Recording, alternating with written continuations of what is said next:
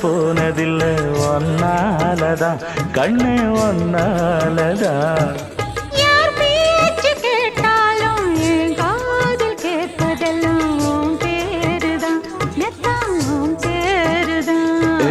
இத்தனை நினப்பு என் மேல இருந்தும் எட்டி போகலாமோ? கட்டுப்பாடு இருந்தும் கட்டிக்கு முன்னே ஒட்டிக்கொள்ளலாமோ? முத்தமிட்டா மோசம் என்ன உண்டாகும்? சத்தமிட்டா உன் நிலைமை என்னாகும்?